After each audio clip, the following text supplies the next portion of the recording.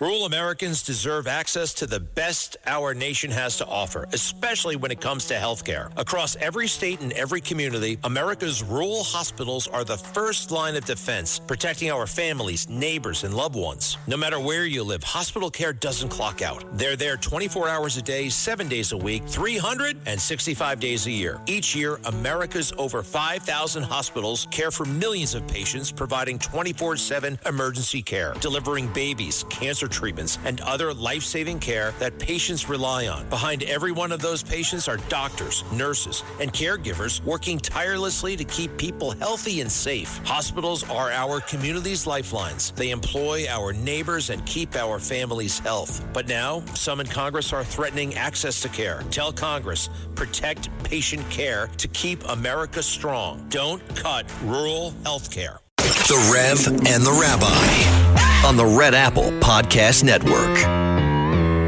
Good morning. I'm Rabbi Joseph Potasnik.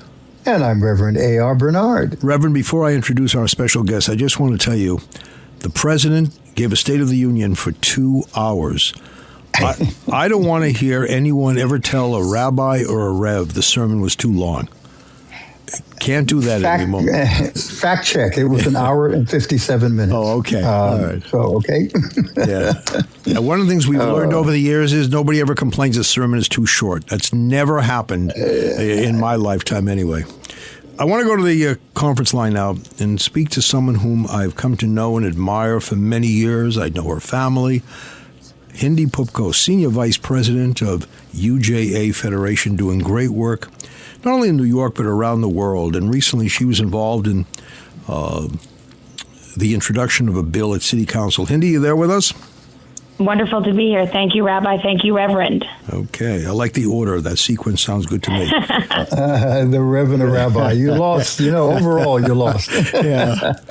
All right. So, Hindy, explain to us. We know there are a lot of protests in New York. Why this bill at this time? Yeah, thank you. Thank you for the opportunity to be here and to talk about it. So, part of what makes New York great is that we're a lively bunch. And protesting is a part of being American.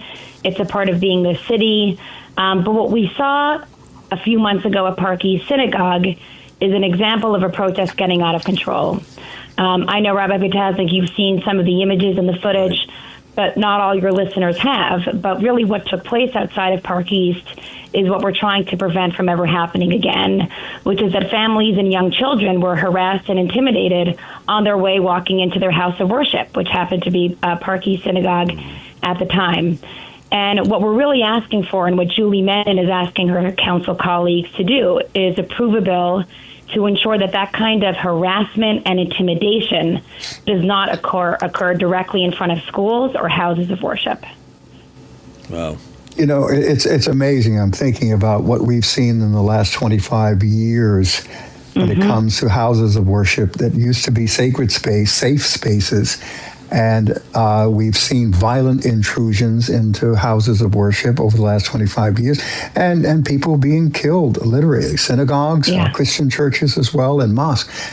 And here we have to codify protection of these houses of worship because society has lost that level of respect and reverence. Where it doesn't make us look good, as a society. Absolutely. And I think what members of the public may not appreciate is that for members of all faith communities, their houses of worship are not just places they go to pray, right? They are their sanctuaries in every sense of the word. People mourn there. They celebrate life's milestones there. They teach their children there. So much happens in those buildings. And we believe that every New Yorker deserves to feel safe in those spaces. What is the argument against the bill? That's a great question. I just, I look at the polls and the majority of people of all different faiths support it. So what's the argument to counter the passage? So there is broad-based support. The bill right now has over 32 co-sponsors in the city council. Over 70% of New York City residents support it. So there is a lot of support for the bill. There is a small sort of fringe opposition to it. And frankly, Rabbi, I think it's mostly because they are misunderstanding the bill and its intent. So they are incorrectly framing it as sort of an attempt to stifle free speech and stifle protests, but that is not at all the case. In New York City, you are not allowed to stop a protest. A protest has the right to take place. We are simply asking that intimidating protests do not occur directly in front of the entranceway into houses of worship. Michael Gerber, who's the general counsel for the NYPD, testified quite beautifully at the city council hearing earlier this week, where he stated very clearly that protesters have a right to sight and sound. They will continue to have that right.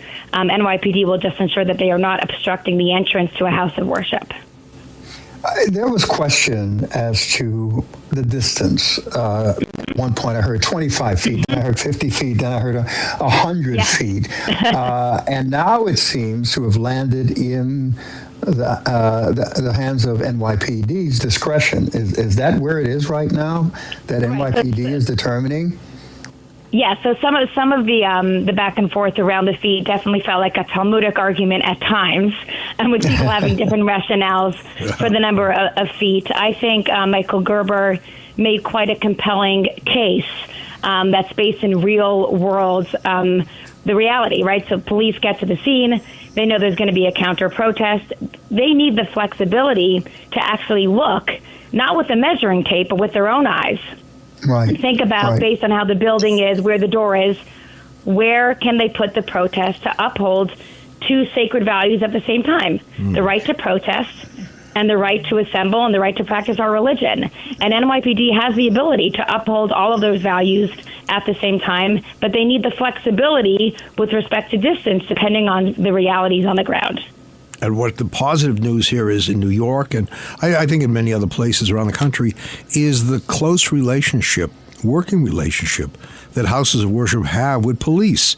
I mean, absolutely. Right, they're in constant communication about different things where they feel that may be a threat. I remember attending, Josh Davidson's wonderful rabbi, Temple Emmanuel, called me once and said, I want you to come to our Hanukkah celebration.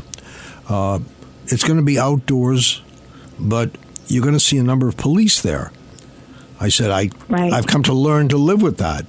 He said, but we received a threat from one of the groups, I think it was Westboro Baptist Church, that they were going to come and try to interrupt a Hanukkah lighting. You want to talk about something that's non-controversial, right? So when you think of that, if that needs protection, all the more so, when you have a service or you have a program going on, some people feel there's a need to just be there and interrupt and interfere, and we're not going to allow that to happen. So, Hindy, I got to commend you. You really spearheaded this effort. You brought people together. Well, I will say we are very blessed to have Speaker Menon as a Speaker of the City Council. And what was most inspiring, Reverend, about the hearing on Wednesday is that it really felt like New York. There were Black ministers and Catholic priests and Buddhist monks. I mean, you name it. Most faiths in the city were represented that day. And you heard really gut-wrenching testimony from people who were at Park East that evening, from students in high school, basically just pleading and saying, guys, we just want to feel safe walking into synagogue. We just want to feel safe walking into church. And you're absolutely right, Reverend. It's kind of a sign of the times that we even need to legislate at this level. But here's where we are, and we need to meet the moment. You know, it's interesting because you brought up Westboro Baptist Church. You and I were in conversation about that. We were even prepared because we were on the list. They wanted to protest us as well. And we're talking about a church, a small church that's in Topeka, Kansas, and coming to New York. You know, which it shows how New York is at the forefront of people's minds when it comes to social issues, because we have tackled so many of them here in New York, especially in New York City. We've had security in our church from the early 90s. Because I've spoken out on certain issues, my relationship with the Jewish community, I've had some conflicts with the Muslim community on it. We've had, bomb threats and all of that. kind of settle down because we have a reputation for our security operations. But at one time, houses of worship felt that this was somehow against their faith if you did something like that. How do you respond to that, Hindy? Yeah, no, I completely agree with you. I mean, when we go into synagogue now every Saturday with my kids, we all get checked. All of our bags get checked, and they know me. You know, all I ever have in that bag is just snacks for the kids so they don't get bored in synagogue services. But we have to go through it each time, and we welcome it because we know that it's necessary. I mean, I'll never forget standing in synagogue on the morning of October 7th. The rabbi got to the pulpit, and he said, "I have some terrible news." He told us what happened, and my first instinct, and I ran out of the synagogue and I locked the door because we know that when something happens against a Jewish community anywhere, it affects all of us. And I know this weekend, many of us are on edge a little bit. I'm wondering if there will be some kind of war between the U.S. and Iran or Israel and Iran. And once again, you know, my mind goes to the synagogues. Yeah. Keep those doors locked. Keep us safe. We're going to take a break right here. I just want to give you a biblical reference, Rev. If you look when the commandments were given, there was a buffer zone. The people stood at a distance. It was an intense moment, and the people had to move back.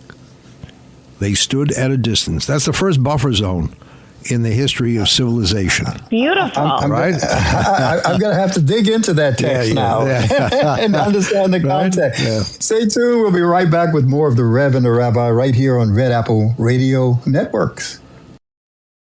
Rural Americans deserve access to the best our nation has to offer, especially when it comes to health care. Across every state and every community, America's rural hospitals are the first line of defense, protecting our families, neighbors, and loved ones. No matter where you live, hospital care doesn't clock out. They're there 24 hours a day, 7 days a week, 365 days a year. Each year, America's over 5,000 hospitals care for millions of patients, providing 24/7 emergency care, delivering babies, cancer treatments, and other life-saving care that patients rely on. Behind every one of those patients are doctors, nurses, and caregivers working tirelessly to keep people healthy and safe. Hospitals are our community's lifelines. They employ our neighbors and keep our families' health. But now, some in Congress are threatening access to care. Tell Congress, protect patient care to keep America strong. Don't cut rural health care.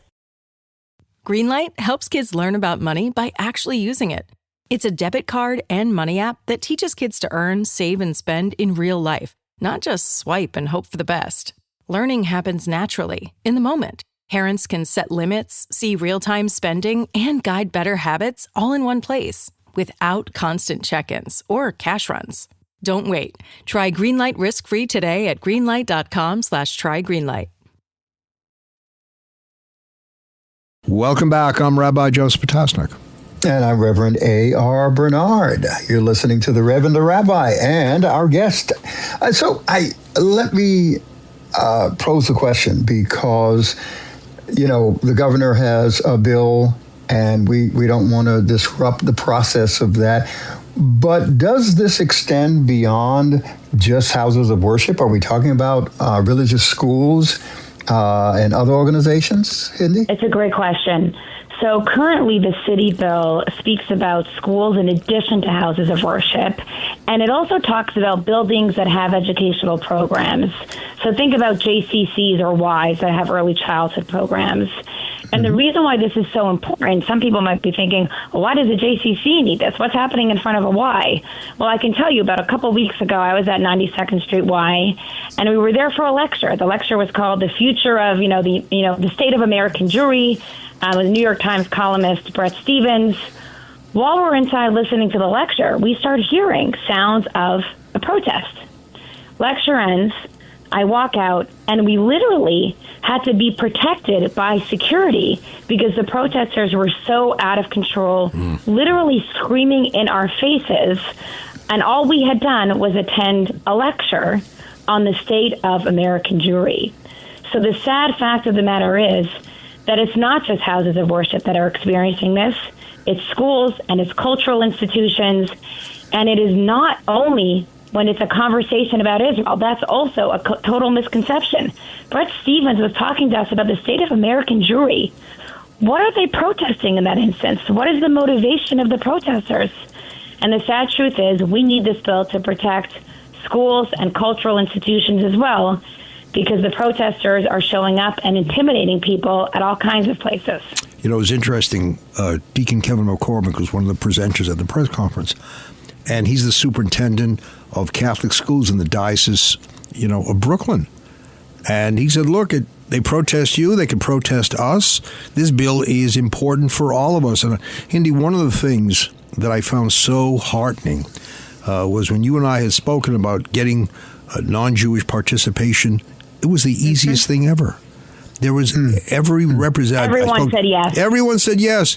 You know what? And we had many people from the Muslim community. The imams were there. It was really powerful. Yeah, which also speaks to the closeness we enjoy as an interfaith network. I think back, Rev, you and I know that there have been times St. Patrick's was defaced. There were mosques in Brooklyn that were defaced. Synagogues have been defaced. And we all came together. It wasn't as if the Jews were only speaking out on behalf of the Jews or, Catholics on behalf of Catholics. We all stood together to say this is an affront to all of us. So I think we don't want to see these things, but what we do want to see is that strong bond that we've created over the years, and thank God we have it, with police, Absolutely. with it's like the rapid religious response. No, it's true. We've developed that capacity. We've built that muscle, and you see that they know each other. The faith leaders recognize each other. They're hugging. I mean, before the press conference, it was like a 30-minute schmooze session with all the faith leaders just being so happy to be together and see each other again. And to see non-Jews schmooze is something that I've always wanted. I always see Jews schmoozing, but non-Jews schmoozing, something new. Rev, go ahead. I think we've modeled that in the Northeast. We've had to. New York City is the most religiously diverse city in the world, I would say, definitely in the United States. And we've modeled that type of cooperation because we understand that there are shared values that we want to protect within our city. And so we model it across the country. People watch. I mean, New York, look, why is the election of a mayor in New York City drawing the attention of the whole nation?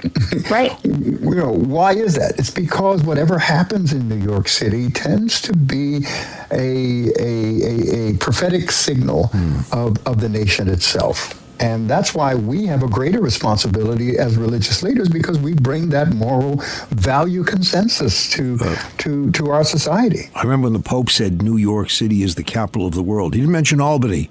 Right. But he said New York City is the capital of the world. No, it's 100% true. And by the way, when there are pictures of violent protesters, engaging in intimidation in front of a house of worship, it's a stain on the city's image. And, one of the things that we spoke about in the hearing is New York is actually the place. I grew up in Montreal in Canada, and whenever we would come visit New York, it was like we were coming home. Right, and my dad would always say, look at the yarmulkes on the street. We're not used to that. And New York was a place where Jews were often, we often felt the safest to be most ourselves, right? No need to put on the baseball cap. You don't even have to bring kosher food to Yankee Stadium because they had kosher hot dogs, right? All of those things that might seem silly, but they created a sense of we belong here. And when you see those images, that infringes on people's sense of belonging, and that's what we really want to protect against. Yeah.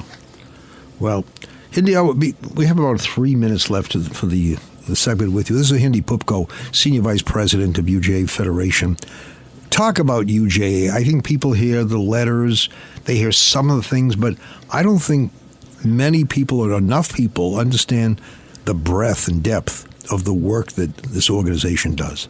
I appreciate that opportunity. The truth is I feel honored to go to work every day. The mission of UJA is to ensure the well-being of all New Yorkers of every background and to help advance the Jewish communities of New York. And we're able to do that because we have a strong community-based campaign where every year we raise lots of money and then we give that money away. And I think the unique role that UJA inhabits of really being the largest philanthropic supporter of social need social safety net services for all New Yorkers, alongside our commitment to the Jewish community, puts us in a very special place in the city where we can say with credibility and integrity that we really do care about this city and all of its residents. We care about safety for everyone. And thankfully, our philanthropy and our grant making enables us to do that in very powerful ways. And it's challenged also because there are maybe individuals who disagree with what you support and what you stand for. And yet you have to navigate those things carefully, especially in New York City. How do you respond to that? Oh, yes. We are no strangers to disagreement, whether it's within our own community or beyond our community. You know, we typically joke that if people on the far left and far right are mad at us, it probably means we're doing something right. Right. So if you only have detractors on one side, you know, maybe there's a problem. But generally speaking, you know, I wake up every day and I really try to intuit what our donors want from us. What do most people want from us? What do most New Yorkers believe? And that's our job. And as long as we stay there, we're doing the right thing. That doesn't mean people won't yell at us, complain to me. That's sort of part of the job, and we want to hear from people. But I think we know that we're doing the right thing when we hear from the fringes on both sides. That means we've probably found the right track to be on. I got to tell you something funny. There was a protest in front of UJA some years ago. I don't remember the issue, but during the protest, one of the protesters went to the front of the building and said, "Can I use the restroom?" You know, so even though he was protesting UJA, he needed UJA. Yes. You know, Hindy, we've come to the end of the segment, and I just want to say this, that, you know, there's a statement in the Bible to Abraham, go out and be a blessing. Wherever you go, be a blessing. Hindy Poupko, I can tell you that those of us privileged to know you, work with you, recognize you as a great blessing to all communities. And UJA, I know, feels very, very fortunate to have you. And we're very, very fortunate to have you as a colleague, as a friend, and as someone who is there who shows up for people of different backgrounds and beliefs.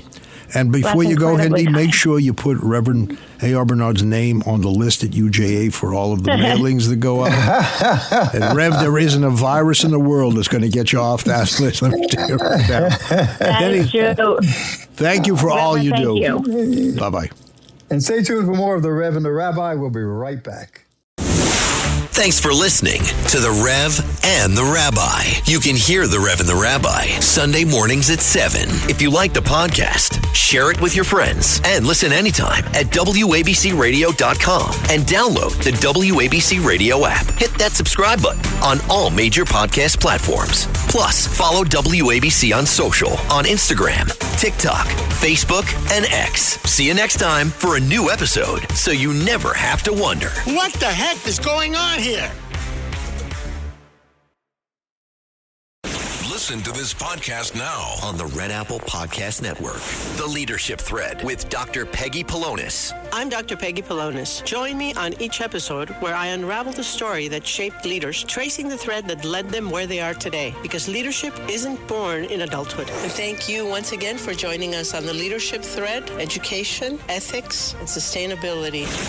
Download all of Red Apple Media's podcasts right now through your favorite podcast platform.